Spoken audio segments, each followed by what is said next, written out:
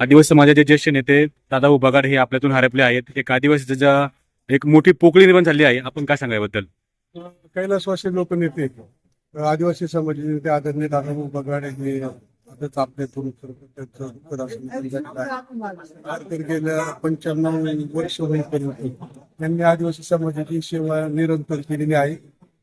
केंद्र समिती उपसभापती असेल किंबहुना आदिवासी विकास महामंडळ असेल आणि कृष्णराव मुंडे विद्यालय असेल, आदिवासी शिक्षण संस्था या ठिकाणी वेगवेगळ्या प्रकारचे पदभूषण आदिवासी समाजाने त्यांनी काम केले. तर ते आज झाल्याने आदिवासी समाजाला दुःख झालेल्या दुःखामध्ये मी माझ्या वैयक्तिक गावारी परिवाराच्या वतीने जुन्नर तालुका शिवसेना परिवार, जुन्नर तालुक्याचे सन्माननीय शरददादा सोनवणे आमदार यांच्या वतीने देखील दादाभाऊ बगाड साहेबांना भाव असं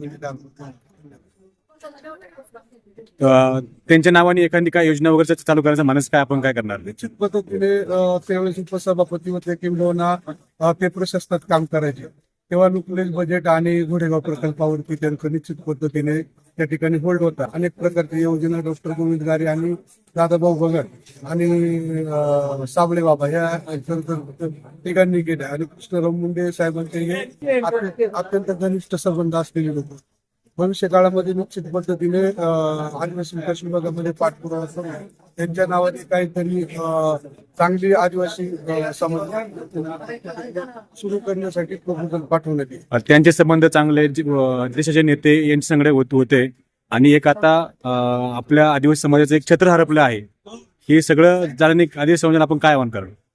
आदिवासी समाजाला निश्चित पद्धतीने आवाहन करेन की आपली ज्येष्ठ माणसं आहेत त्यांना जपलं पाहिजे.